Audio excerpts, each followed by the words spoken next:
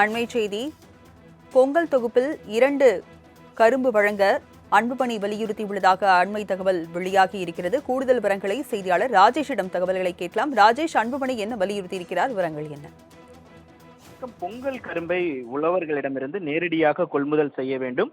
ஒரு குடும்பத்திற்கு 2 கரும்பு வழங்க வேண்டும் என பாமக தலைவர் மருத்துவர் அன்புமணி ராமதாஸ் அறிக்கை வெளியிட்டிருக்கிறார். குறிப்பாக தமிழர் திருநாளாம் பொங்கல் திருநாளுக்கு இன்னும் 2 வாரங்கள் மட்டுமே இருக்கும் நிலையில் பொங்கல் பரிசு தொகுப்பு குறித்தோ அதில் பொங்கல் கரும்பு இடம்பெறுமா என்பது குறித்தோ தமிழக அரசு எந்த அறிவிப்பையும் வெளியிடவில்லை.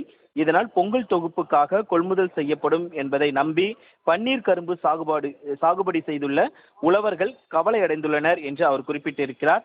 தை பிறந்தால் வழி பிறக்கும் என்பது பொங்கல் திருநாள் புதிய வாய்ப்புகளை உருவாக்கும் என்ற நம்பிக்கையை வெளிப்படுத்தும் வகையில் உருவாக்கப்பட்ட பொன்மொழியாகும். ஆனால் அரசை நம்பி பொங்கல் கரும்பு சாகுபடி செய்யும் உழவர்களுக்கு ஆட்சியாளர்களால் இழைக்கப்படும் துரோகத்தால் தை பிறந்தால் வழிதான் பிறக்கிறது. தமிழ்நாடு மக்களுக்கு வழங்கப்படும் பொங்கல் பரிசு தொகுப்புக்காக பன்னீர் கரும்பை கொள்முதல் செய்யப்படும் குளறுபடிகளால் ஆண்டுக்கு ஆண்டு வழிதான் அதிகரிக்கிறது என்று அவர் குறிப்பிட்டிருக்கிறார். மேலும் பல்வேறு உழவர்களினுடைய துயரம் இத்துடன் முடிந்துவிடவில்லை என்றும் 6 அடிக்கு குறைவான உயரம் கொண்ட கரும்புகளை கொள்முதல் செய்யக்கூடாது என்று அரசு அறிவித்திருப்பதால் 7 அடி உயரம் கொண்ட கரும்புகளை மட்டுமே அதிகாரிகள் கொள்முதல் செய்கின்றனர் என்று அவர் குற்றம் சாட்டியிருக்கிறார். மேலும் பன்னீர் கரும்பு உழவர்களுக்கு ஏற்பட்டிருக்கும் பாதிப்புகளை அரசுதான் போக்க வேண்டும். அதற்காக நடப்பாண்டில் ஒவ்வொரு குடும்பத்திற்கும் வழங்கப்படும் கரும்புகளின் எண்ணிக்கையை 2ஆக உயர்த்த வேண்டும்.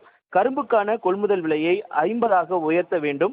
இடைத்தரகர்கள் இல்லாமல் அரசே நேரடியாக கரும்புகளை கொள்முதல் செய்து போக்குவரத்து செலவு, இறக்கும் கூலி தவிர மீதமுள்ள தொகை முழுவதும் உழவர்களுக்கு கிடைக்க வழிவகை செய்ய வேண்டும் என்று தனது அறிக்கையின் வாயிலாக அவர் வலியுறுத்தியிருக்கிறார். விவரங்களை வழங்கியதற்கு நன்றி ராஜேஷ்.